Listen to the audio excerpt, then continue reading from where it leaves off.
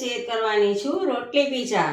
આ પીઝા આપણે વધેલી રોટલીમાંથી એકદમ યુનિક રેસીપી રોટલી પીઝા બનાવવાના છીએ, તો આ વિડીયોને તમે એન્ડ સુધી જોજો। નવી રેસીપી શીખવા માટે નીતાબેન કુકિંગ ચેનલને સબસ્ક્રાઇબ કરો અને સાથે બેલ આઇકનને જરૂરથી પ્રેસ કરો નવી રેસીપીના વિડીયો સૌથી પહેલાં જોવા માટે।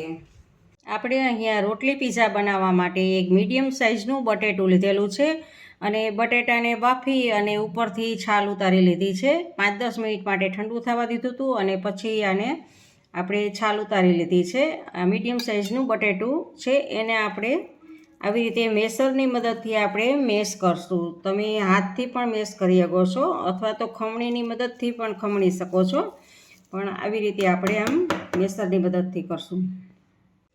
હવે આપણે એમાં સ્વાદ પ્રમાણે નિમક એડ કરશું, થોડીક આપણે હળદર એડ કરશું અને થોડોક ધાણા જીરું પાવડર એડ કરશું અને લાલ મરચું પાવડર એડ કરશું ને થોડુંક આપણે લીંબુના થોડાક ટીપા આપણે એડ કરશું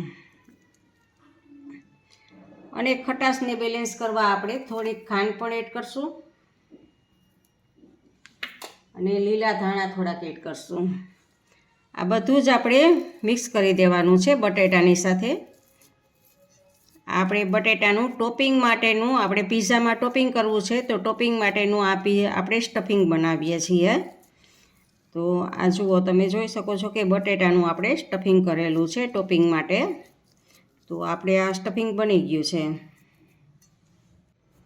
આપણે એક તવો લીધેલો છે અને ગેસ આપણો બંધ જ છે અને તવા ઉપર આપણે અડધી ચમચી જેટલું ઓઇલ એડ કરેલું છે અને ઓઇલને આપણે બધે જ આમ ફેલાવી દેવાનું છે, ગ્રીસ કરી દેવાનું છે તવાને। અને જુઓ, અને આ આપણે બપોરની રોટલી બચેલી છે। મારે અગાઉથી પીઝા કરવાના હતા એટલે મેં થોડીક જાડી રોટલી રાખેલી છે અને મોટી કરેલી છે, અને જો નાની કે પાતળી રોટલી હોય તો પણ ચાલે, આપણે રોટલીને આની ઉપર આમ રાખવાની છે। આપણે એક મોટી ચમચી ચણાનો લોટ લીધો છે, ફૂલ ભરેલી ચણાનો લોટની ચમચી હતી। હવે એમાં થોડુંક પાણી એડ કરી આપણે અને આને આપણે હલાવી અને બેટર બનાવવાનું છે। જુઓ, આવી રીતે આમ હલાવી લેવાનું છે અને બેટર બનાવવાનું છે। બેટરમાં આપણે થોડુંક નિમક એડ કરવાનું છે અને હલાવી અને પાતળું બેટર આપણે કરવાનું છે। પુડલાનું જેવું બેટર બનાવતા હોઈએ એવું આપણે બેટર બનાવશું। જુઓ, આટલું પાતળું આપણે કરવાનું છે બેટરને। આપણું બેટર તૈયાર છે। હવે આપણે આ સ્ટફિંગ માટેનો જે મસાલો બનાવેલો છે બટેટાનો, એ મસાલો એમાં આપણે ઉપર બધી જ બાજુ આપણે પાથરી દેવાનો છે રોટલીમાં। જુઓ, આમ છેલ્લે સુધી આપણે પાથરી દેવાનો છે હાથની મદદથી। અત્યારે આપણો ગેસ બંધ જ છે, બધું જ કમ્પ્લીટ થઈ જાય પછી આપણે ગેસને સ્ટાર્ટ કરશું।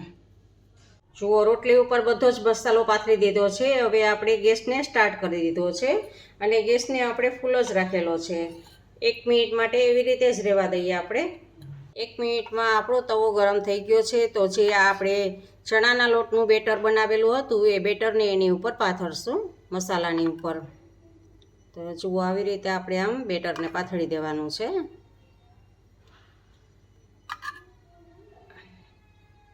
અને હવે ઢાંકણ ઢાંકી અને આપણે એને કૂક થવા દેવાનું છે। ગેસની ફ્લેમ આપણે મીડિયમ રાખવાની છે। હવે આપણે 2 મિનિટ થઈ ગઈ છે, તો ઢાંકણ ખોલીને ચેક કરીએ। તો જુઓ, આમ પલટી શકે એવું થઈ જાય એટલે આપણે આને પલટાવવાનું છે। જુઓ, આમ કરી અને આવી રીતે આમ પલટાવી દેવાનું છે। અને ઘીને બધી બાજુ, તમારી પાસે બટર હોય તો બટર, નહીંતર આવી રીતે ઘી, અને ઘી કે બટર કાંઈ ના લગાવવું હોય તો તમારે ઓઇલ પણ આવી રીતે આમ જવા દેવાનું છે નીચે। આમ બધી બાજુ લગાવશો એટલે નીચે વહી જશે અને પાછું ઢાંકણ ઢાંકી દેવાનું છે અને મીડિયમ ગેસ ઉપર થવા દેવાનું છે। હવે મીડિયમ ગેસની ફ્લેમ ઉપર આપણે 2 થી 3 મિનિટ થઈ ગઈ છે, તો આપણે ઢાંકણ ખોલીને જોઈ લઈશું। ને જુઓ, આમ બધી બાજુથી નીચેથી તાવેખાને જવા દેવાનો છે આવી રીતે આમ પહેલાં, ને હવે પલટાવવાનું છે અને ઘી ફરતી બાજુ આપણે ઘી લગાવવાનું છે। ઘી લગાવવાથી નીચેનું પણ આપણું ક્રિસ્પી થશે।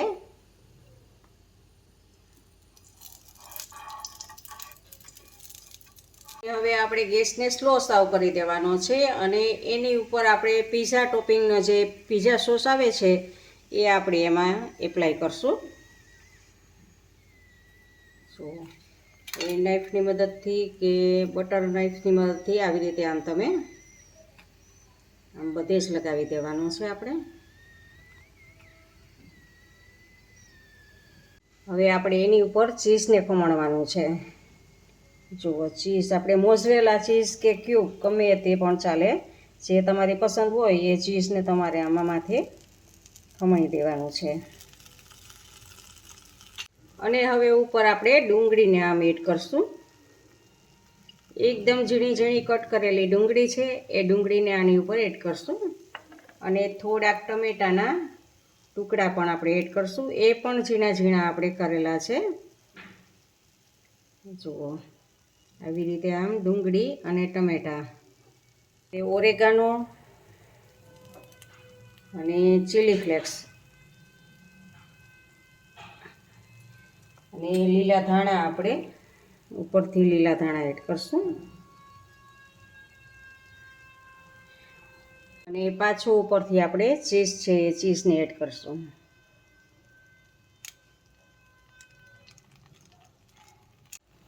અને હવે આને આપણે 2 મિનિટ માટે ધીમા ગેસ ઉપર થવા દઈએ. જો સાવ ધીમા ગેસ ઉપર આપણે 2 મિનિટ રાખેલું હતું. 2 મિનિટ થઈ ગઈ છે અને આપણું ચીઝ પણ જુઓ મેલ્ટ થઈ ગયું છે. તો હવે આપણે ગેસને ઓફ કરી દઈએ. વધેલી રોટલીમાંથી એકદમ યુનિક પીઝા બનાવેલા છે. જુઓ એકદમ ટેસ્ટી ટેસ્ટી, જોતાં જ ખાવાનું મન થઈ જાય એવા. જુઓ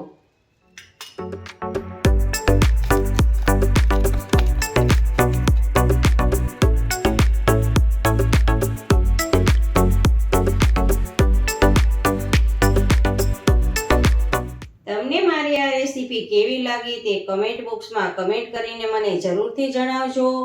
ઇન્સ્ટાગ્રામમાં મારા પેજને ફોલો કરજો. અને જો તમને મારી રેસીપી ગમતી હોય તો લાઈક કરીને તમારા ફેમિલી મેમ્બર્સ અને ગ્રુપમાં શેર કરજો. અને મારી ચેનલને સબસ્ક્રાઈબ કરજો. ફરી મળીએ એક નવી રેસીપી સાથે.